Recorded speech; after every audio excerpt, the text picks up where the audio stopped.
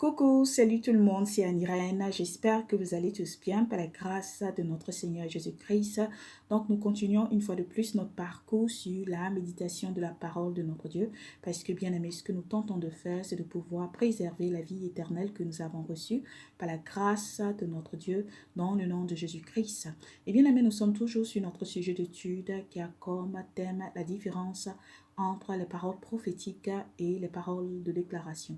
Et nous avions marqué une pause. Et durant cette pause, j'avais aussi pris l'opportunité de pouvoir partager quelques versets qui m'avaient été inspirés par le Saint-Esprit. Et durant ce temps mort aussi, bien aimé, j'avais pris l'opportunité de pouvoir apporter la parole de Dieu à ces personnes qui ne parlent pas, on va dire, le français. Et juste pour permettre aussi à ces personnes de pouvoir comprendre la pensée de notre Dieu. Ceci dit, aujourd'hui, dans ce même élan, nous allons toujours continuer sur notre sujet d'étude. Et précédemment, par la grâce de Dieu, nous avions été capables d'apporter quelques éléments en relation avec notre sujet d'étude. Et nous avions mentionné que être chrétien n'était pas synonyme automatiquement du fait que nous avions aussi cette habilité de pouvoir comprendre la pensée de Dieu et être une personne qui, on va dire, appartient à une communauté religieuse. Cela aussi n'était pas un signe, cela aussi n'était pas, on va dire, quelque chose de tangible qui nous permettait aussi de pouvoir dire que nous avons cette habilité de pouvoir comprendre la pensée de notre Dieu au travers des Saintes Écritures. Et aussi le fait que nous nous considérons comme des personnes qui avons l'expérience, on va dire, du domaine religieux, des personnes qui pensent aussi que nous sommes spirituels. Cela n'est pas aussi un signe que nous avons cette habilité de pouvoir comprendre la pensée de notre Dieu. Des personnes aussi qui pensent avoir de l'expérience en relation avec, on va dire, la parole de Dieu. Des personnes aussi qui ont siégé dans le temple de Dieu toute la vie. Cela aussi n'était pas un signe qui nous permettait aussi de pouvoir dire automatiquement que nous avons cette habilité de pouvoir comprendre la pensée de Dieu au travers des Saintes Écritures. Et nous avions vu l'exemple de Nicodème. Nicodème qui était considéré durant son temps comme un souverain sacrificateur, une personne qui était regardée comme un docteur de la loi.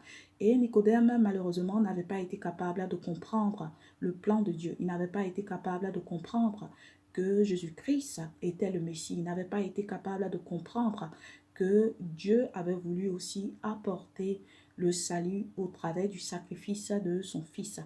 Et malgré le fait que Jésus-Christ avait essayé d'apporter des informations en relation avec la vie éternelle, Nicodème qui avait de l'expérience, Nicodème qui était considéré comme un souverain sacrificateur, Nicodème qui était une personne qui siégeait dans le temple de Dieu. Malheureusement, Nicodème n'avait pas été capable de comprendre la pensée de Dieu. Nicodème qui était considéré comme un docteur de la loi et aussi qui avait cette habilité aussi d'avoir, on va dire, les prophéties en relation avec la manifestation du Messie. Malgré le fait que Nicodème avait toutes ces informations, il n'avait pas été capable de reconnaître que la personne qui était en train de lui parler était au fait le Messie. D'où, bien aimé, nous avions dit que ce n'est pas parce que nous sommes des personnes qui nous appelons chrétiens, des personnes aussi qui appartenons à une communauté religieuse, des personnes aussi qui pensons que nous avons de l'expérience. Cela sous-entend automatiquement que nous avons cette habilité de pouvoir comprendre la pensée de notre Dieu au travers des Saintes Écritures. Et nous avions aussi vu le cas de l'Éthiopien qui avait été mentionné dans le livre de Actes au chapitre 8 à partir du verset 26 jusqu'au verset 31. Et bien, mais nous avions mentionné que l'Éthiopien était à l'image aussi de tout chrétien, tout enfant de Dieu qui détient dans sa main la Bible qui est considérée aussi comme quelque chose de très important. Et malheureusement, lorsque nous sommes des personnes qui n'avons pas aussi cette habilité de pouvoir comprendre la pensée de Dieu au travers des Saintes Écritures, nous ne serons pas capables de pouvoir aussi saisir, préserver la vie éternelle que nous avons reçue. Et nous avions mentionné que l'Éthiopien était une personne qui lisait, on va dire, les Saintes Écritures qui avaient été tirées du livre d'Ésaïe. Mais malheureusement, il le lisait en relation avec sa mentalité, on va dire charnelle, en relation avec sa sagesse. D'où la nécessité de tout enfant de Dieu de pouvoir aussi comprendre la pensée de Dieu. Et c'était au travers de Philippe que l'Éthiopien avait été capable aussi de comprendre que Jésus-Christ avait été manifesté pour qu'il puisse lui aussi recevoir la vie éternelle. Et c'est ainsi que l'Éthiopien avait mis en place une action très importante.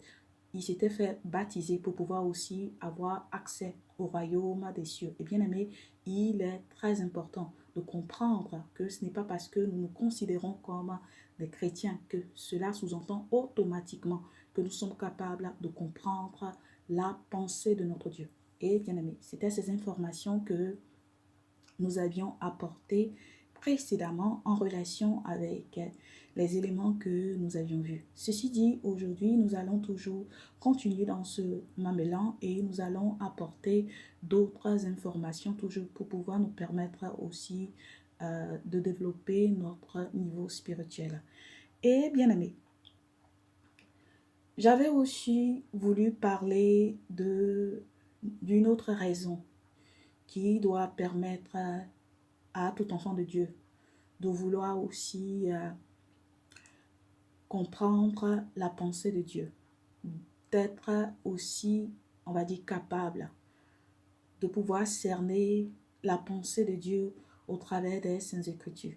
Et bien aimé, l'autre raison qui doit pousser tout enfant de Dieu à vouloir méditer sur les Saintes Écritures, à vouloir aussi être capable de cerner la pensée de Dieu au travers des Saintes Écritures, cela est pour pouvoir être capable de reconnaître le mouvement de Dieu, pour être capable aussi de reconnaître, d'entendre la voix de Dieu, d'être capable aussi de ne pas nous fier à notre propre sagesse, de ne pas nous fier à notre propre opinion, mais d'être des personnes qui sont plutôt guidées par le Saint-Esprit, des personnes qui sont capables aussi de pouvoir suivre le mouvement de Dieu. Et bien aimé, cela est très important.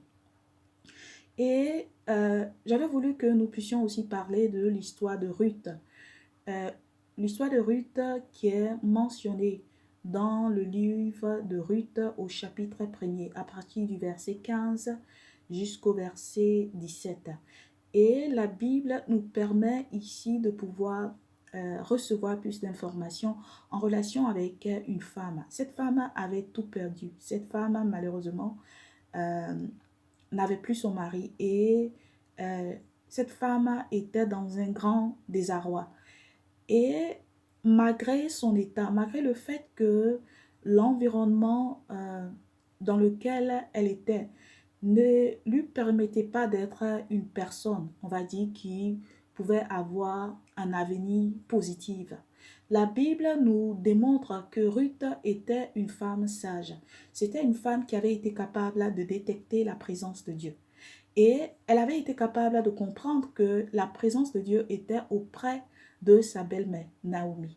Et lorsque elle avait perdu son mari et il n'y avait rien qui l'attachait, on va dire, à la famille de son mari, la Bible nous montre que Ruth avait pris l'initiative de pouvoir demeurer avec Naomi.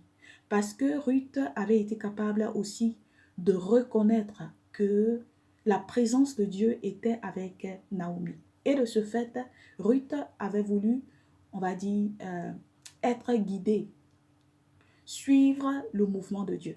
Et bien aimé, il est très important en tant que fils et filles de Dieu d'être des personnes qui ne marchent pas en relation avec notre propre sagesse. Des personnes qui ne suivent pas, on va dire, l'influence de nos sens, mais des personnes plutôt qui sont guidées par le Saint-Esprit. Des personnes qui sont capables aussi de pouvoir détecter la présence de Dieu. Des personnes aussi qui marchent en fonction du mouvement de Dieu. Et nous voyons ici que Ruth était une femme, malgré le fait que, on va dire dans l'apparence, en relation avec l'atmosphère, en relation avec l'environnement, tout était négatif. Elle avait tout perdu, mais malgré cela, elle avait été capable de détecter que la présence de Dieu, c'est-à-dire son futur, était avec sa belle-mère. Et de ce fait, elle avait suivi sa belle-mère. Et bien aimé, il est très important de pouvoir comprendre ces genres de choses. Parce que c'est la révélation qui apporte dans notre vie la transformation. C'est la révélation qui nous permet aussi d'être des personnes qui quittons, on va dire, un espace pour aller à un autre espace qui est positif. Et Ruth, qui était une personne qui avait été capable de détecter la présence de Dieu auprès de Naomi. Cette femme n'avait pas jugé en relation avec sa sagesse, mais plutôt elle avait été guidée, on va dire, par son instinct spirituel. Elle avait été une personne qui s'était accrochée à Naomi. Et lorsque nous avons l'opportunité aussi de pouvoir, on va dire, comprendre globalement l'histoire de Ruth, nous sommes capables aussi de comprendre que cette femme, c'est vrai que dans le début, elle avait eu des moments difficiles, mais sa finalité avait été positive parce que cette personne avait émise un choix qui était très important. Et pourquoi? Parce que cette personne avait été capable de détecter que la présence de Dieu était avec sa belle-mère. Cette personne n'avait pas marché en fonction de, on va dire, la vue charnelle, mais plutôt c'était une personne qui avait été guidée par l'instinct spirituel. Et en tant que fils et filles de Dieu, il est très important d'être des personnes aussi qui sont capables de pouvoir reconnaître le mouvement de Dieu. Et lorsque nous allons dans le livre de Ruth, au chapitre 1er, à partir du verset 15 jusqu'au verset 17, il est écrit: Naomi dit à Ruth, voici, ta belle-sœur est retournée vers son peuple et vers ses dieux. Retourne comme ta belle-sœur. Ruth répondit, ne me presse pas de te laisser, de retourner loin de toi. Où tu iras, j'irai. Où tu demeureras, je demeurerai. Ton peuple sera mon peuple et ton Dieu sera mon Dieu. Où tu mourras, je mourrai et j'y serai enterré. Que l'Éternel me traite dans toute sa rigueur si autre chose que la mort vient à me séparer de toi. Et bien-aimé, ces versets en relation avec la présence d'esprit de Ruth. Ruth, malgré le fait que sa belle-mère lui avait dit, tu n'as plus d'attachement, il n'y a, il n'y a pas grand chose que je peux faire pour toi. Hein? Je n'ai pas d'autre fils à te présenter. Et il est temps pour toi d'aller dans ta demeure, d'aller chez toi. Et cette femme avait été capable de reconnaître, malgré le fait que dans l'apparence, tout était négatif, mais Naomi était une personne qui pouvait lui apporter quelque chose de positif. Et de ce fait, elle s'était attachée à Naomi parce que Naomi avait su sa vie, on va dire, la présence de Dieu. Elle avait été capable de détecter que la présence de Dieu était avec Naomi. Et cette femme avait suivi Naomi parce qu'elle avait voulu suivre le mouvement de Dieu. Et bien aimé, il est très important de pouvoir comprendre ces genres de choses. Lorsque nous allons dans le livre de Jean au chapitre 15, à partir du verset 4 jusqu'au verset 5, il est écrit: Demeurez en moi et je demeurerai en vous. Comme le sarment ne peut de lui-même porter du fruit s'il ne demeure attaché au cep, ainsi vous ne pouvez non plus si vous ne demeurez en moi. Je suis le cep, vous êtes les sarments. Celui qui demeure en moi et en qui je demeure porte beaucoup de fruits, car sans moi, vous ne pouvez rien faire. Et bien aimé, ces versets étaient en relation avec les déclarations que Jésus-Christ avait faites pour permettre aussi à ses disciples de comprendre que ces personnes ne pouvaient rien d'elles-mêmes. Et pour être capable aussi d'avoir un avenir positif, d'être capable aussi de voir dans sa vie la manifestation de la main de Dieu, il fallait être connecté avec le cep. Il fallait être connecté avec Jésus-Christ.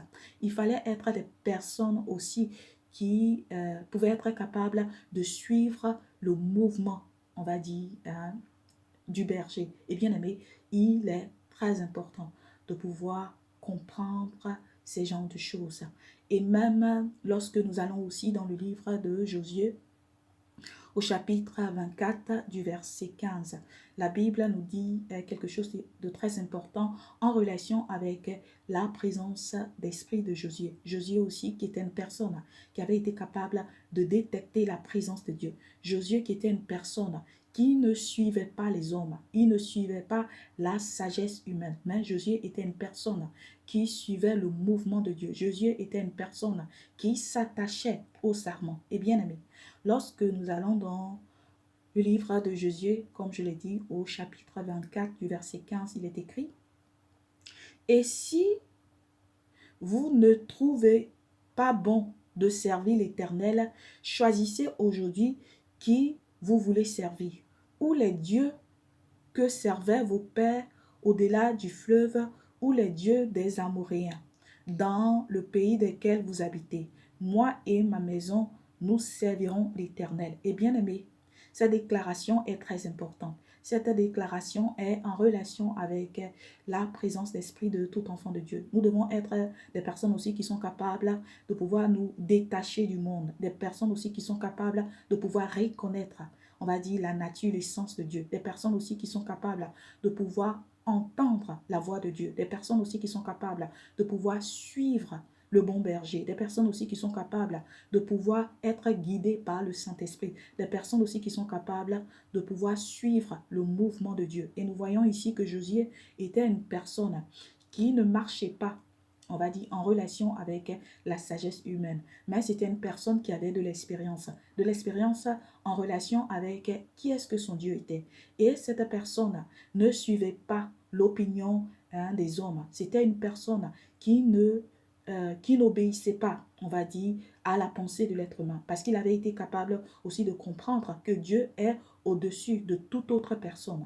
Et de ce fait, Josué était une personne en relation avec l'atmosphère, en relation avec l'environnement, qui avait été capable aussi de détecter que le peuple de Dieu, malheureusement, s'était détourné de Dieu. Le peuple de Dieu avait choisi de pouvoir adorer d'autres dieux. Le peuple de Dieu avait été capable aussi, on va dire, de commettre l'idolâtrie. Et dans cet environnement, Josué avait été capable de prendre, on va dire, une initiative très importante. Il avait dit que lui et sa maison allaient servir Dieu. Lui et sa maison allaient servir, adorer Dieu. Lui et sa maison allaient suivre le mouvement de Dieu. Et bien aimé, il est très important de pouvoir comprendre ces genres de choses. Et lorsque nous allons dans le livre de Jean, au chapitre 3, à partir du verset 6 jusqu'au verset 8, il est mentionné quelque chose de très important en relation avec la nature de notre Dieu, en relation aussi avec l'homme spirituel. Jésus-Christ, durant sa conversation qu'il avait eue avec Nicodème, avait apporté des informations très importantes, des informations puissantes pour nous permettre aussi de pouvoir comprendre, on va dire, la pensée de Dieu. Et il est écrit au verset 6 jusqu'au verset 8, « Ce qui est né de la chair est chair, ce qui est né de l'esprit est esprit. Ne t'étonne pas que je t'ai dit, il faut que vous naissiez de nouveau. Le vent souffle où il veut et tu entends le bruit, mais tu ne sais d'où il vient ni où il va. C'est ainsi de tout homme qui est né de l'esprit. » Et bien aimé, cela est en relation avec le mouvement, est en relation avec le fait que notre Dieu, c'est un Dieu qui est esprit. Notre Dieu, c'est un Dieu qui nous donne son esprit. Et en tant que des personnes spirituelles, nous sommes des personnes aussi qui sont appelées à pouvoir suivre le mouvement de Dieu. Nous sommes des personnes aussi qui sont appelées à pouvoir souffler comme un vent. Le vent, on n'est pas capable de pouvoir distinguer d'où il vient, où il va. Et c'est ainsi que tout enfant de Dieu doit être. Et c'est pour cela que nous devons être des personnes qui sont capables de pouvoir saisir la pensée de Dieu au travers des Saintes Écritures. De ne pas lire les Saintes Écritures, nous basant sur ce que nous pensons Dieu est en train de nous dire, mais laissant le Saint-Esprit pouvoir nous guider. C'est ainsi que nous serons capables de pouvoir aussi suivre le mouvement de Dieu. Nous serons aussi capables de pouvoir adorer Dieu en esprit et en vérité, comme cela est mentionné dans le livre de Jean au chapitre 4 du verset 24. Et bien aimé, il est très important de pouvoir comprendre ces genres de choses. Et bien aimé, j'ai voulu aussi nous permettre de pouvoir examiner notre état spirituel en nous posant quelques questions, en nous permettant aussi de pouvoir réfléchir sur notre relation avec notre Créateur. Et ma question de ce soir est, es-tu véritablement dans la présence de Dieu? Ou penses-tu être dans la présence de Dieu? Eh bien aimé, c'est une question qui est à deux volets, c'est-à-dire pour nous permettre ici d'examiner notre état spirituel en toute sincérité. Est-ce que nous pensons véritablement être dans la présence de Dieu? Ou est-ce que nous sommes dans la présence de Dieu? Parce que être dans la présence de Dieu et penser être dans la présence de Dieu, cela est deux choses différentes. Et bien aimé, il est très important de pouvoir nous examiner nous-mêmes pour savoir si nous sommes dans la foi. Pour être des personnes qui sont capables aussi de pouvoir nous éprouver. Des personnes aussi qui sont capables, au travers de cette examination spirituelle, de pouvoir reconnaître, on va dire, les caractéristiques de Jésus-Christ au travers de notre vie. Et cela, bien aimé, est très important. Cela va nous permettre de pouvoir distinguer si véritablement nous sommes dans la présence de Dieu ou plutôt nous pensons que nous sommes dans la présence de Dieu. Parce que comme nous l'avions vu précédemment, nous avions Nicodème qui était une personne qui était considérée comme un docteur de la loi, qui était une personne qui était considérée comme un sacrificateur. Et cette personne avait cette conviction qu'il était dans la présence de Dieu. Mais lorsqu'il avait été nez à nez avec, on va dire, l'image du Dieu invisible, Jésus-Christ lui avait permis de comprendre qu'il était une personne qui croyait être dans la présence de Dieu. Il pensait être dans la présence de Dieu. Mais au fait, il n'était pas dans la présence de Dieu. Pourquoi? Parce qu'il n'avait pas été capable de comprendre le mouvement de Dieu. Il n'avait pas été capable de pouvoir distinguer le temps de sa visitation. Et bien aimé, il est très important de comprendre ces genres de choses. Et aussi l'exemple qu'on avait donné avec l'Éthiopien. L'Éthiopien qui avait avec lui les Écritures qui étaient tirées du livre d'Ésaïe. Comme tout enfant de Dieu aussi, nous pouvons avoir dans notre main la Bible. Et bien aimé, cette personne lisait la Bible, ou si vous voulez, les Saintes Écritures. Mais malheureusement, il n'avait pas été capable de recevoir la révélation de l'humain. C'est-à-dire, il pensait être dans la présence de Dieu. Mais, au fait, il n'était pas dans la présence de Dieu. Pourquoi il n'était pas dans la présence de Dieu? Parce qu'il n'avait pas aussi été capable de comprendre les Écritures qu'il, on va dire, il ressassait. Les Écritures qu'il lisait. C'était une autre personne qui était venue, Philippe, pour lui permettre aussi de recevoir la révélation en relation avec la pensée de Dieu. Et cela lui avait permis aussi de pouvoir comprendre Dieu. Cela lui avait aussi permis d'être dans la présence de Dieu. Et bien aimé, il est très important, de pouvoir examiner notre état spirituel. Est-ce que nous sommes dans la présence de Dieu ou nous pensons être dans la présence de Dieu? Et bien aimé, il est très important de faire une évaluation personnelle pour pouvoir aussi comprendre notre état spirituel, d'être des personnes aussi qui nous laissons diriger par le Saint-Esprit. Et bien aimé, il est très important de comprendre qu'en tant que fils et filles de Dieu, nous devons être capables de reconnaître les attributs de notre Père. C'est-à-dire, la Bible nous démontre que, en tant que de nouvelles créatures, nous sommes des fils et des filles adoptifs de notre Dieu. Et le Saint-Esprit témoigne à notre esprit que notre Dieu est notre Père, d'où nous crions Abba. Et de ce fait, lorsque nous nous considérons comme les fils et les filles de Dieu, nous devons aussi être capables de pouvoir reconnaître la nature de notre Père, de pouvoir reconnaître les attributs de notre Père. Et cela est très important. C'est ce qui va nous préserver. C'est ce qui va nous permettre aussi de pouvoir maintenir la vie éternelle que nous avons reçue. C'est ce qui va nous permettre aussi de pouvoir reconnaître si nous sommes dans la volonté de notre Dieu ou si nous ne sommes pas dans la volonté de notre Dieu. Parce que j'avais dit qu'il y avait une différence entre être dans la présence de Dieu et penser être dans la présence de Dieu. Cela est deux choses différentes. Et bien aimé, il est très important de pouvoir comprendre ces genres de choses. La Bible nous démontrait que les disciples de Jésus-Christ étaient des personnes qui étaient dans la présence de Dieu. Et ces personnes étaient dans la présence de Dieu parce que ces personnes suivaient le Messie. Ces personnes étaient en mouvement avec Jésus-Christ. Et ces personnes, à tout moment, étaient dans la présence de Dieu. Et bien aimé, il est très important de pouvoir comprendre ces genres de choses. Les disciples étaient des personnes qui avaient été capables de séjourner avec Jésus-Christ. Ces personnes avaient été capables d'être en permanence avec le Seigneur. Ces personnes aussi avaient été capables de recevoir des enseignements qui étaient inspirés de la pensée de Dieu.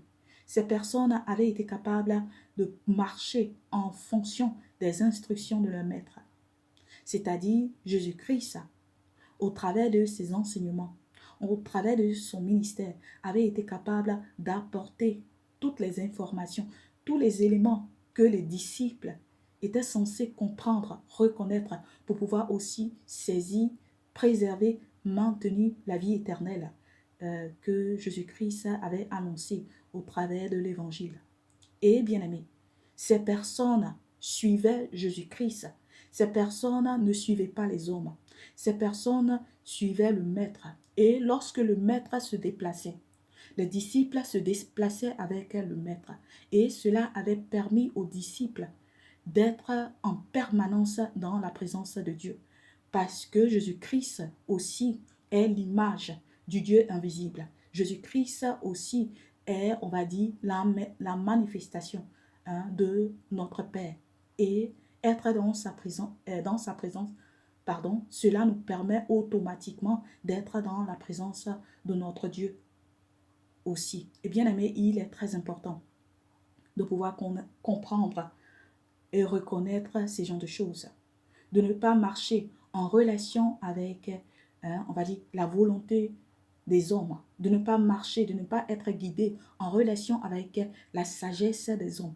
Parce que, bien aimé, si nous marchons en relation avec la sagesse de l'être humain, nous apportons des obstacles, des limitations dans notre vie.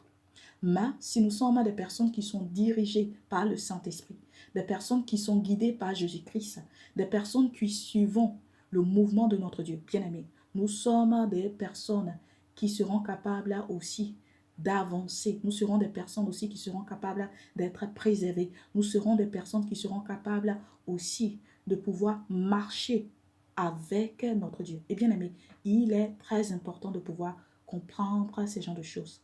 Car bien aimé, être dans la présence de Dieu, cela nous permet aussi d'expérimenter Dieu. Être dans la présence de Dieu et penser être dans la présence de Dieu, comme je l'avais mentionné, cela est deux choses différentes. Il ne faut pas penser que nous sommes dans la présence de Dieu. Le Saint-Esprit doit être capable. Nous devons aussi être capables de pouvoir de nous-mêmes, sincèrement, distinguer si nous sommes dans la présence de notre Dieu ou nous ne sommes pas dans la présence de notre Dieu.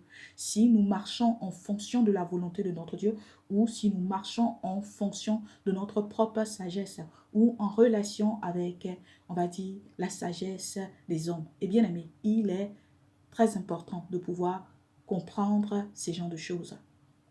La Bible nous parle de deux personnes qui avaient été exposées, si vous voulez, à la présence de Dieu.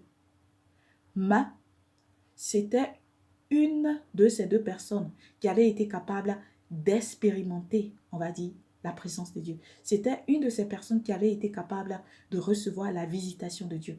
D'où, comme je l'avais mentionné, est-ce que nous sommes vraiment dans la présence de Dieu ou est-ce que nous pensons être dans la présence de Dieu? Parce que la Bible nous parle aussi du publicain et du pharisien. Ces deux personnes étaient allées, on va dire, comment on a l'habitude de dire, dans la présence de Dieu. Et ces deux personnes avaient émis des prières et en relation avec la nature de ces prières, qui aussi démontrait, on va dire, le niveau spirituel, qui démontrait aussi la connexion que ces personnes avaient avec Dieu. La Bible nous montre que Dieu avait visité le publicain. Le publicain qui était une personne qui s'était humilié. Le publicain qui était une personne qui sincèrement recherchait, on va dire, la manifestation de Dieu.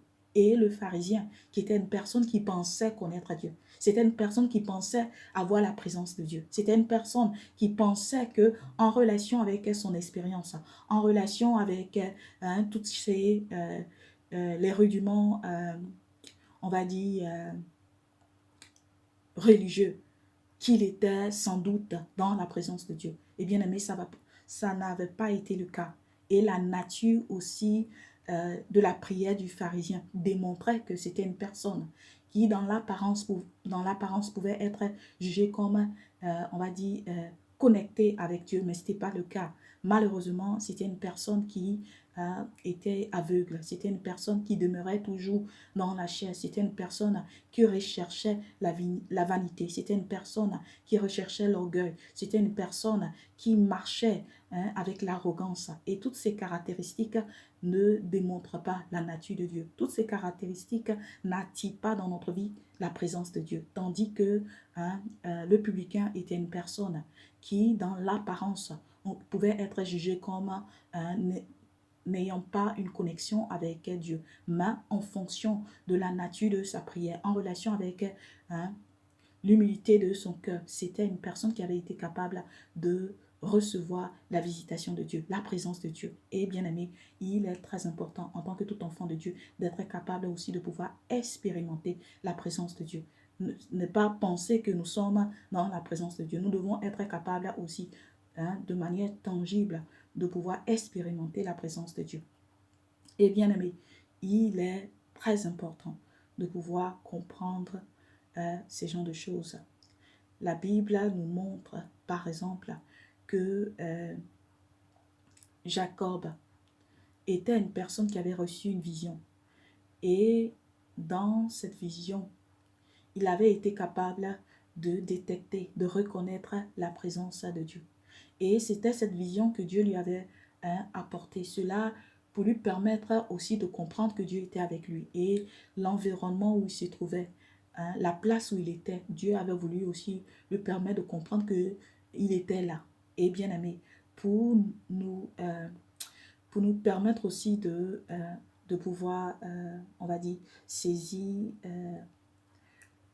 le domaine spirituel. Nous pouvons être des personnes qui pensons que Dieu n'est pas avec nous. Nous pouvons être des personnes qui apportons des limitations dans notre vie. Nous pouvons être des personnes qui nous jugeons en relation avec l'apparence. Mais notre Dieu ne nous juge pas en relation avec la manière que nous nous jugeons nous-mêmes ou nous jugeons les hommes. Et nous, lorsque nous sommes des personnes humbles, des personnes qui le recherchons, des personnes aussi qui marchons en fonction avec, on va dire, sa pensée. Notre Dieu est avec nous. Notre Dieu nous regarde et notre Dieu aussi va vouloir nous permettre à pouvoir reconnaître qu'il est avec nous, c'est-à-dire pour nous indiquer que sa présence est avec nous.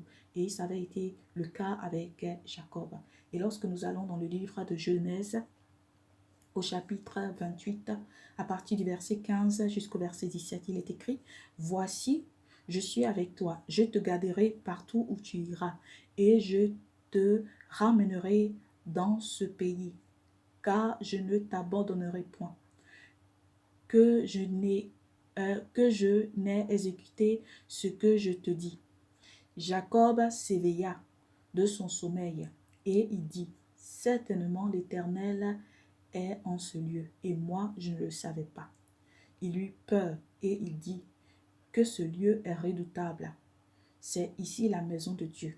C'est ici la porte des cieux. » Et bien aimé, comme je l'avais mentionné, ces versets en relation avec Jacob. Jacob, Dieu était avec Jacob. Mais Jacob malheureusement, n'avait pas été capable de comprendre que la présence de Dieu était avec lui. Et Dieu lui avait permis, au travers d'une vision, de pouvoir aussi comprendre qu'il était avec lui. C'était Dieu qui le supportait, c'était Dieu qui le protégeait.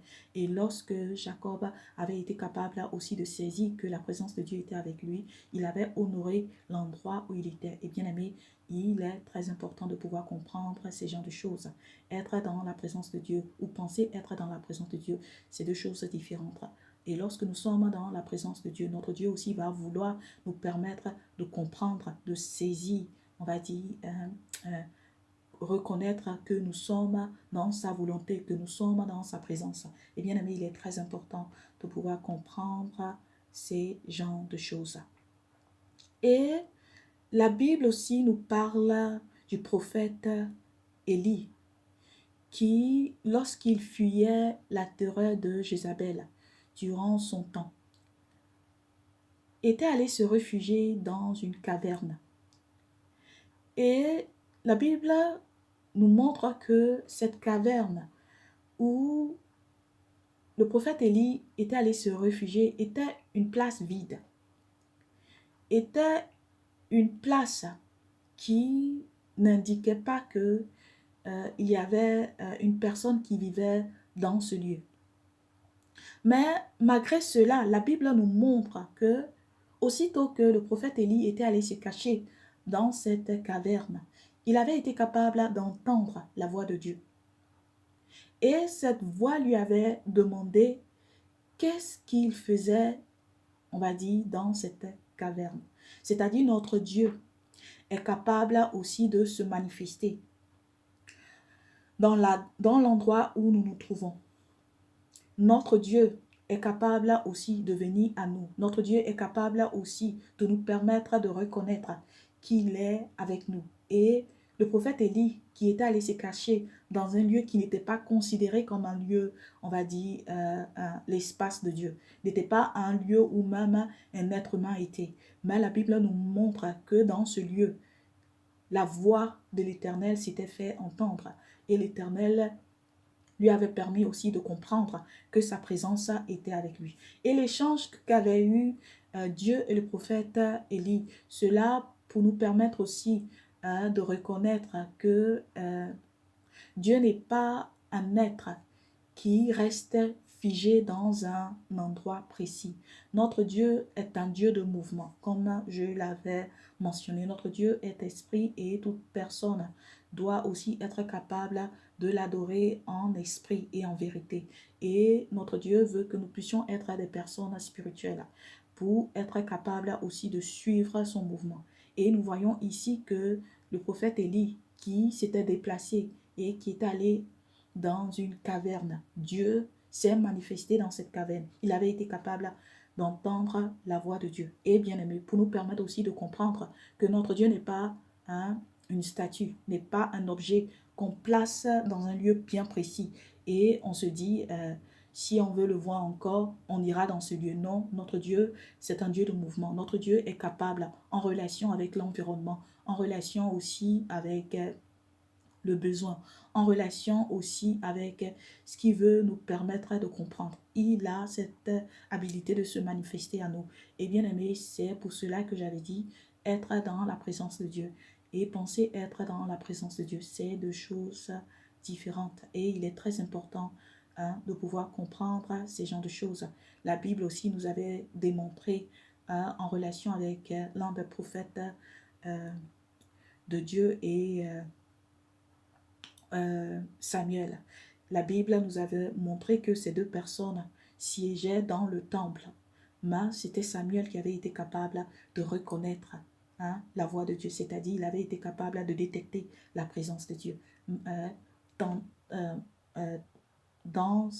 dans le même moment, pardon, l'autre n'avait pas été capable de reconnaître la présence de Dieu. Il n'avait pas été capable aussi d'être exposé, on va dire d'expérimenter Dieu. Et bien aimé, c'est pour cela qu'en tant que fils et fille de Dieu, il est très important de pouvoir être des personnes qui suivent le mouvement de Dieu. En relation avec l'échange qu'avaient eu Élie et l'Éternel dans dans la caverne. Lorsque nous allons dans le livre de Un roi au chapitre 19, à partir du verset 9 jusqu'au verset 10, la Bible nous démontrait que il y avait plusieurs manifestations qui s'étaient présentées avant que Élie puisse être capable aussi de pouvoir reconnaître la présence de Dieu, avant que Élie puisse être capable aussi de pouvoir écouter la voix de Dieu. La Bible nous montre par exemple que les montagnes s'étaient déchirées, que les rochers s'étaient brisés et l'Éternel n'était pas dans le vent et qu'il y avait eu un tremblement de terre et que l'Éternel n'était pas dans le tremblement de terre. Et il y avait même eu du feu et l'Éternel n'était pas dans ce feu. Et c'était après toute cette manifestation, la Bible nous dit qu'il y avait eu un murmure doux et léger. Et c'était au travers de ce murmure doux et léger que Dieu avait voulu aussi pouvoir apporter sa voix, se manifester pour que son serviteur puisse être capable aussi de reconnaître sa présence. Et bien aimé, pour nous permettre ici de comprendre qu'il y a une différence entre être dans la présence de Dieu et penser être dans la présence de Dieu. Lorsque nous pensons être dans la présence de Dieu, nous pouvons être des personnes qui sont dans l'horreur. Nous pouvons être des personnes qui pensent que Dieu est avec nous, mais ce n'est pas le cas. C'est pour cela qu'il est très important de pouvoir examiner notre vie d'une manière spirituelle, en sincérité. Des personnes aussi qui nous laissons guider par le Saint-Esprit pour ne pas être dans l'erreur, pour être des personnes qui suivons plutôt le mouvement de Dieu.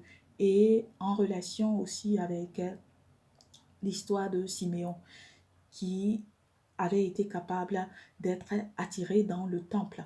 C'est-à-dire Siméon, le seul moment où Siméon, ou la raison pour laquelle Siméon était allé dans le temple de Dieu, c'est parce qu'il avait reçu une vision. Et cette vision, c'était Dieu qui avait voulu aussi lui permettre de comprendre que le Messie était là, était sur la terre. Et c'était ce qui avait poussé Siméon à aller dans le temple. Et il avait été capable aussi de pouvoir voir la promesse de Dieu, Emmanuel, qui nous permet aussi de comprendre que Dieu est avec nous. Et la Bible nous montre que malheureusement, ce n'était pas tout le monde qui avait été capable de reconnaître que l'enfant que Marie avait dans ses bras, l'enfant qui était venu au temple, cet enfant était au fait le Messie. C'était Siméon qui avait été capable de reconnaître. C'était Siméon qui s'était déplacé parce qu'il suivait le mouvement de Dieu. Il suivait, on va dire, Dieu. Et il avait été capable de reconnaître que la présence de Dieu à cet instant était dans le temple. Et c'était ainsi qu'il s'était lui aussi manifesté dans le temple. Et bien aimé, pour nous permettre aussi d'être des personnes qui marchons en relation avec le mouvement de notre Dieu. Des personnes aussi qui on va dire, ne suivons pas la vague. Des personnes aussi qui n'essayons pas d'analyser notre Dieu en relation avec nos cinq sens, en relation avec notre propre sagesse, mais des personnes qui laissons le Saint-Esprit plutôt pouvoir nous guider. Et bien aimé, il est très important de pouvoir comprendre ces genres de choses. Et aussi, bien aimé, la Bible nous démontre que le peuple de Dieu avait été capable de remplir les synagogues durant le jour du sabbat. Ces personnes étaient, on va dire, très religieuses. Étaient des personnes qui suivaient à la lettre les coutumes, les traditions de leur père. C'était des personnes qui essayaient de suivre des coutumes, on va dire charnelles. Et au travers de leurs coutumes, le peuple de Dieu avait pensé comprendre la volonté de Dieu. Ces personnes pensaient que Dieu était avec elles. Ces personnes pensaient au travers de leurs rudiments charnels, au travers des choses qu'elles accomplissaient, que leur Père avait accompli. C'était ainsi que cela sous-entendait que Dieu était avec elles. Et bien, nous avions vu que ce n'était pas le cas. Tandis que le peuple de Dieu était dans les synagogues, tandis que le peuple de Dieu s'attelait à accomplir des choses vaines. les rudiments charnels. La Bible nous démontrait que pendant ce temps, Dieu, la présence de Dieu était dans le désert. La présence de Dieu était avec Jean-Baptiste. Jean-Baptiste qui était dans le désert. Tandis que les synagogues étaient pleines. Tandis que les synagogues étaient remplies. Tandis que les synagogues étaient le lieu où les personnes venaient honorer, adorer Dieu durant le sabbat. Ces personnes qui essayaient d'appliquer à la lettre leurs coutumes. Ces personnes qui pensaient au travers, on va dire, de leur effort charnel. Elles pouvaient aussi avoir accès à la grâce de Dieu. La Bible nous montre que Dieu, qui est un Dieu de mouvement, ce Dieu était dans le désert. Et ce n'était pas tout le monde qui avait été capable de comprendre, de suivre le mouvement de Dieu. Et bien aimé, c'est pour cela que nous devons être des personnes qui ne marchent pas en relation avec, on va dire, notre propre perception. Ce n'est pas parce que je pense connaître Dieu que cela sous-entend que je connais Dieu. Je dois laisser le Saint-Esprit me permettre aussi de connaître qui Dieu est. Parce que les souverains sacrificateurs, les pharisiens, ces personnes qui avaient avec elles, on va dire, les lois, qui avaient avec elles les coutumes, qui avaient avec elles toutes les choses qui, on va dire, étaient censées leur permettre de reconnaître leur Messie. Malheureusement, c'était ces personnes qui avaient condamné leur Messie. C'était ces personnes qui avaient participé à, on va dire, l'arrestation et aussi la destruction, on va dire, charnelle. Parce que Jésus-Christ a été ressuscité de loin de Dieu, du Messie. Et bien aimé, il est très important de pouvoir comprendre ces genres de choses. Et bien aimé, cela pour nous permettre aussi de comprendre que notre Dieu est un Dieu qui ne réside pas dans l'impureté. Notre Dieu n'est pas un Dieu, comme je l'ai mentionné, ce n'est pas une statue que l'on garde dans une place spécifique. Et nous pensons à chaque fois que nous allons dans cette place pour trouver Dieu. Dieu n'est pas un objet. Notre Dieu est omnipotent, il est omniscient. Il a cette habilité d'être partout en même temps et de voir tout. Et bien aimé, le peuple de Dieu, les pharisiens et toutes ces personnes qui avaient suivi, on va dire, les rudiments charnels. Ces personnes qui accomplissaient à la lettre les coutumes, mais qui malheureusement avaient omise d'appliquer la justice, la compassion de Dieu. Ces personnes qui recherchaient Dieu pour leurs propres motifs. Malheureusement, lorsque même ce Dieu avait quitté leur synagogue, ces personnes n'avaient pas été capables de détecter que Dieu n'était pas avec elles. C'est pour cela que j'avais dit, est-ce que nous sommes dans la présence de Dieu, ou est-ce que nous pensons être dans la présence de Dieu? Parce que cela, c'est deux choses différentes. Les principaux sacrificateurs, les docteurs de la loi, le peuple de Dieu, étaient remplis dans les synagogues. Ces personnes s'attelaient à mettre en pratique leurs coutumes. Ces personnes pensaient que les actions reflétaient, on va dire, la présence de Dieu. Mais ce n'était pas le cas. Parce que la Bible nous montre, durant ce temps, la présence de Dieu était dans le désert. Durant ce temps, Jean-Baptiste était en train de prêcher dans le désert. Et il était en train de dire au peuple de préparer, de se préparer pour la venue de leur Messie. Mais malheureusement, ce n'était pas toutes les personnes qui avaient été capables aussi de reconnaître la main de Dieu. Ce n'était pas toutes les personnes qui avaient été capables de saisir la pensée de Dieu. Et bien aimé, il est très important de pouvoir comprendre ces genres de choses. La Bible nous montre, lorsque nous avons cette opportunité de lire l'Ancien Testament, que ce Dieu qui avait demandé à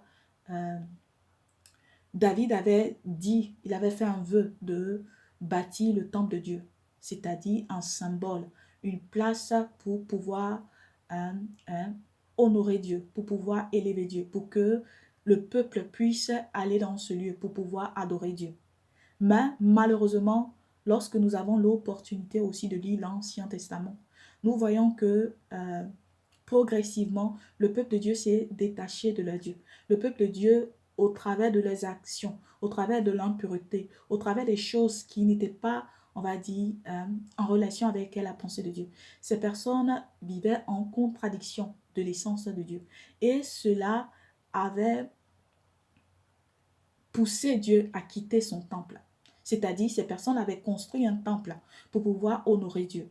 Même malheureusement en relation avec les actions, en relation avec les choses que ces personnes avaient faites, en relation avec l'idolâtrie, en relation avec, on va dire, la nature charnelle, en relation avec la corruption, en relation avec le meurtre, en relation avec, on va dire, ces personnes qui pratiquaient l'occultisme, ces personnes qui faisaient des choses qui étaient en contradiction avec la loi que Dieu leur avait apportée. C'était arrivé à un moment où Dieu avait quitté son temple. Et Dieu avait quitté le temple, malheureusement, les souverains sacrificateurs, les docteurs de la loi, les personnes qui étaient censées détecter la présence de Dieu. Ces personnes n'avaient pas même été capables de reconnaître que Dieu n'était plus avec elles. C'est-à-dire, ces personnes s'attellaient toujours à pouvoir mettre en place, on va dire, l'application de leurs coutumes, l'application des rudiments religieux, sans pour autant prendre, on va dire, un moment pour pouvoir aussi faire un bilan spirituel, une examination, pour pouvoir comprendre si vraiment Dieu était avec elle. Et bien aimé, tandis que ces personnes venaient dans les synagogues, tandis que ces personnes remplissaient les synagogues, tandis que ces personnes s'attellaient à toujours appliquer leurs coutumes. La Bible nous montre que Dieu avait mis en place son plan. Et ces personnes n'avaient pas été capables de détecter le plan de Dieu. Pourquoi? Parce que ces personnes ne suivaient pas le mouvement de Dieu. Dieu avait laissé le temple. Dieu était à un autre endroit. Et ces personnes n'avaient pas été capables de reconnaître cela. Et bien aimé, on ne suit pas un bâtiment, on suit Dieu. On ne suit pas un bâtiment, on suit Dieu. Parce que la personne qui nous apporte le salut, ce n'est pas un bâtiment, c'est Dieu. La personne qui nous apporte le salut, ce n'est pas un bâtiment, c'est Dieu. Et il est très important de pouvoir suivre Dieu. La Bible nous montre que les disciples étaient des personnes qui suivaient Jésus-Christ. Lorsque Jésus-Christ allait dans les synagogues, la Bible nous montre que c'était ainsi que les disciples allaient avec Jésus dans les synagogues. Et lorsque Jésus-Christ se manifestait dans un lieu bien déterminé, ces personnes suivaient Jésus-Christ. Ces personnes ne suivaient pas un bâtiment. Ces personnes ne suivaient pas, on va dire, quelque chose qui avait été fait par les mains des hommes. Mais ces personnes suivaient le Messie. Ces personnes suivaient le sceau de Dieu. Et c'était ainsi que ces personnes avaient été capables de recevoir la vie éternelle.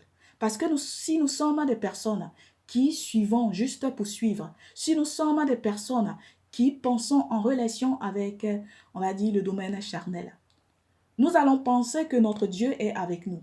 Nous allons penser que Dieu est dans un lieu bien précis, mais ce n'est plus le cas, comme ça avait été l'histoire aussi du peuple israélien, en relation avec l'impureté, en relation avec la corruption, en relation avec les choses qui n'étaient plus en fonction de la pensée de Dieu. Dieu avait laissé le temple et Dieu s'était retiré, bien aimé. Il est très important de pouvoir comprendre ces genres de choses, de pouvoir comprendre que notre Dieu n'est pas un objet, notre Dieu n'est pas une statue que nous mettons dans un endroit. Notre Dieu est omnipotent, il est omniscient. Et en relation avec l'application de sa volonté, en relation aussi avec le fait que nous sommes des personnes qui recherchons à manifester ses œuvres. C'est ainsi que nous allons avoir en permanence dans notre vie la présence de Dieu. C'est ainsi aussi que nous allons être capables de pouvoir expérimenter la présence de Dieu. Et il est très important de pouvoir comprendre ces genres de choses. La Bible nous parle de l'histoire de Samson, qui était une personne qui avait été oint par Dieu, qui était une personne qui avait comme rôle de pouvoir aussi défendre les intérêts du peuple israélien. Et malheureusement, à cause de l'impureté, malheureusement à cause du péché, malheureusement parce que Samson s'était attaché à une prostituée, il s'était attaché à une femme qui n'était pas une personne qui manifestait les œuvres de Dieu. Automatiquement, Samson était une personne qui avait été victime. Samson était une personne qui avait été dans la main de ses ennemis. Et Samson aussi était une personne qui pensait que Dieu était avec lui. C'est-à-dire, il n'avait pas été capable de reconnaître que les œuvres qu'il avait accomplies, les œuvres qu'il accomplissait, les choses qui n'étaient pas en relation avec la pensée de Dieu, cela avait repoussé la présence de Dieu dans sa vie. Et Samson était une personne qui, à cause de ses cheveux, qui était aussi le symbole, on va dire, de l'onction de Dieu dans sa vie, il avait pensé que cela aussi sous-entendait que Dieu était avec lui. Et la Bible nous montre dans le livre de Juges, au chapitre 16 du verset 20, que Samson était une personne lorsque les Philistins étaient venus pour pouvoir le capturer. Il n'avait pas été capable de reconnaître que l'Éternel s'était retiré de lui. Et bien aimé, c'est pour cela que j'avais dit, est-ce que nous sommes dans la présence de Dieu? C'est-à-dire, véritablement, nous avons cette conviction où nous pensons être dans la présence de Dieu. Ça, c'est deux choses différentes. Samson était une personne qui pensait que Dieu était toujours avec lui, malgré le fait qu'il faisait des choses qui étaient en contradiction avec la pensée de Dieu. Mais à cause de son onction, à cause de sa chevelure, il avait pensé que cela aussi était synonyme de la présence de Dieu. Et malheureusement, bien aimé, pour nous permettre aussi de comprendre que l'onction n'est pas au-dessus de Dieu. C'est Dieu qui donne l'onction. Et lorsque nous n'avons pas la présence de Dieu dans notre vie, cela automatiquement, les choses que Dieu a mis dans notre vie, cela apporte une limitation. Nous serons capables aussi d'être à la merci de nos ennemis. Et c'est pour cela qu'en tant que fils et filles de Dieu, nous sommes des personnes qui devons suivre le mouvement de Dieu. Il est très important de pouvoir comprendre ces genres de choses. La Bible nous montre aussi que l'une des raisons qui avait permis à ce que malheureusement la présence de Dieu de pouvoir quitter le temple, c'était le fait que le lieu devait être un lieu où Dieu devait être adoré. C'était un lieu maintenant qui était un lieu de rassemblement. C'était un lieu où les personnes avaient cette habilité aussi de pouvoir acheter, de pouvoir vendre, de pouvoir, comme on le dit en anglais, faire le business, de pouvoir faire des choses. C'est-à-dire les personnes allaient dans le temple de Dieu et elles n'avaient pas cette présence d'esprit qu'elles allaient dans le temple de Dieu pour pouvoir adorer Dieu. Ces personnes allaient dans le temple de Dieu pour leur propre motif, pour leur propre intérêt qui n'avait rien à voir avec Dieu. Et c'était toutes ces choses qui avaient au fait poussé la présence de Dieu. Et Jésus-Christ, lorsqu'il s'était manifesté, il n'avait pas été content en relation avec la manière dont le temple de son Père avait été transformé. Et la Bible nous mentionne cela dans le livre de Matthieu au chapitre 21 à partir du verset 12 jusqu'au verset 13. Et bien aimé, comme je l'avais mentionné, Jésus-Christ est la manifestation du Dieu invisible. Donc Dieu lui-même s'est manifesté dans son temple. Et il avait été capable de reconnaître qu'il n'avait pas la place. Son temple était rempli d'autres choses. Et il s'était énervé. Et bien aimé, pour nous permettre ici de comprendre que nous devons faire attention, pour nous permettre aussi de comprendre que nos actions peuvent aussi repousser la présence de Dieu dans notre vie. Parce que la Bible nous montre que nous sommes le temple de Dieu. Nous sommes l'édifice de Dieu. Notre corps est, on va dire, un habitat pour le Saint-Esprit. Et lorsque nous sommes des personnes qui avons cette présence d'esprit, nous sommes des personnes aussi qui marchons en relation avec les caractéristiques de notre Père. Nous sommes des personnes aussi qui nous soumettons à la pensée de notre Dieu. C'est ainsi que le Saint-Esprit, nous donnons cette opportunité au Saint-Esprit de pouvoir venir demeurer au travers de nous. Et l'impureté, des choses qui sont en contradiction avec la nature de notre Dieu. Lorsque nous sommes des personnes qui ne faisons pas attention, lorsque nous sommes des personnes qui ne recherchons pas la récompense, lorsque nous sommes des personnes entêtées, lorsque nous sommes des personnes qui voulons faire ce que nous voulons et en même temps être dans la présence de Dieu. Bien-aimés, nous pouvons penser que nous sommes dans la présence de Dieu, mais Dieu nous a déjà quittés, comme ça avait été le cas avec Samson, comme ça avait été le cas avec le peuple de Dieu, qui allait dans les synagogues, qui allait dans le temple, mais Dieu n'était pas dans le temple. Jésus-Christ, c'était pas 24 heures sur 24 que Jésus-Christ était dans le temple. Mais les disciples avaient été capables d'être dans la présence de Dieu parce que ces personnes suivaient le mouvement de Dieu. Ces personnes suivaient Jésus-Christ. Ces personnes étaient avec Jésus-Christ. Ces personnes n'étaient pas avec des bâtiments. Et bien aimé, il est très important de pouvoir comprendre ces genres de choses. Et en relation avec les choses qui ont aussi permis à ce que Dieu puisse se retirer de son temple. Pardon. La Bible nous parle, la Bible, lorsque nous avons l'opportunité d'aller dans le livre de Ésaïe, au chapitre 1er, à partir du verset 14 jusqu'au verset 16, il est écrit « Mon âme est vos nouvelles lunes et vos fêtes. Elles me sont à charge. Je suis lasse de les supporter. Quand vous étendez vos mains, je détourne de vous mes yeux. Quand vous multipliez les prières, je n'écoute pas.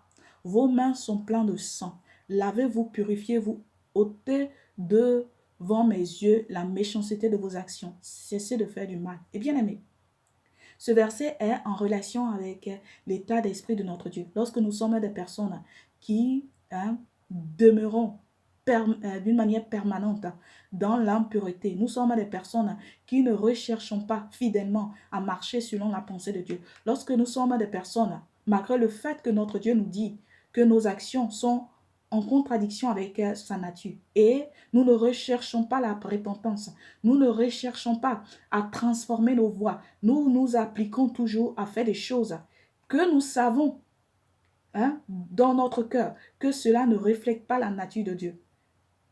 Dieu est en train de nous dire ici qu'il n'écoute pas nos prières. Lorsque nous faisons des choses, des pratiques, des coutumes, nous pensons que nous sommes dans la présence de Dieu. Nous pensons que nous honorons Dieu. Nous pensons que nous sommes en train de manifester la nature de Dieu parce que nous sommes des personnes qui nous retrouvons dans un temple. Parce que nous sommes des personnes qui, on va dire, honorons Dieu avec nos fêtes. Nous honorons Dieu avec les nouvelles lunes. Nous sommes des personnes qui emmenons dans la présence de Dieu les sacrifices. Nous sommes des personnes qui emmenons dans la présence de Dieu nos prières et toutes ces choses. Dieu voit toutes ces choses comme du baratin. Pourquoi? Parce que nous ne nous appliquons pas à manifester sa nature. Nous sommes des personnes qui ne voulons pas rechercher la repentance. Nous sommes des personnes qui désirons demeurer dans, on va dire, dans des choses qui sont en contradiction avec, on va dire, sa nature. Nous sommes des personnes qui recherchons à demeurer dans le péché. Nous sommes des personnes qui ne voulons pas nous détacher de notre habit ancienne. Nous sommes des personnes qui voulons toujours continuer à vivre dans l'impureté, dans l'iniquité, à faire des choses qui sont mauvaises. Et pendant ce temps, nous voulons aussi être, on va dire, dans la présence de Dieu. Bien aimé, ça ne marche pas comme ça. Nous pouvons penser être dans la présence de Dieu, mais Dieu nous a quittés. C'est pour cela que j'avais dit, es-tu sincèrement dans la présence de Dieu ou penses-tu être dans la présence de Dieu? Ça, c'est deux choses différentes. Et il est très important de pouvoir comprendre ces genres de choses. Et bien aimé, je vais m'arrêter là pour aujourd'hui. Nous avons eu l'opportunité, par la grâce de notre Dieu, d'apporter d'autres informations toujours en relation avec notre sujet d'étude. Et bien aimé, cela pour nous permettre ici de pouvoir penser un tout petit peu en relation avec les paroles de déclaration qui sont sur l'influence charnelle, pour nous permettre un peu d'essayer de comprendre, d'analyser un peu les types de prières, de types de déclarations qui sortent de notre bouche. Essayez aussi de comprendre comment est-ce que notre Dieu nous voit, comment est-ce que notre Dieu nous juge par rapport à la nature, on va dire, de nos prières, par rapport à la nature de notre déclaration. Et bien aimé, il est très important de pouvoir comprendre ces genres de choses. Et nous remercions notre Dieu pour cette opportunité qu'il nous a donnée de pouvoir aussi comprendre sa pensée, de pouvoir aussi être des personnes qui sont éduquées d'une manière spirituelle. Nous remercions Jésus-Christ pour son sang qui a coulé à la croix. C'est ce sang qui nous permet aujourd'hui d'être des personnes qui sont considérés comme les fils et les filles de notre Dieu. Et aussi, nous remercions le Saint-Esprit qui nous permet de comprendre la pensée de notre Dieu. Nous nous rabaissons dans la présence de notre Dieu. Nous ne sommes rien, nous ne connaissons rien. Nous lui donnons tout honneur et toute gloire. Nous le remercions pour tout ce qu'il fait dans notre vie. Nous le remercions pour tout ce qu'il fait dans la vie de nos familles. Nous le remercions pour tout ce qu'il fait dans la vie du corps du Christ. Et bien aimé, reçois cette parole comme un conseil. Reçois cette parole pour une transformation. Reçois cette parole pour que tu puisses aussi aller dans la présence de Dieu pour recevoir, on va dire, ta transformation, pour pouvoir être une personne aussi qui commence à comprendre ton Dieu en relation avec sa pensée et non en relation avec la tienne. Et bien aimé, je te souhaite une excellente nuit et sois béni. Amen.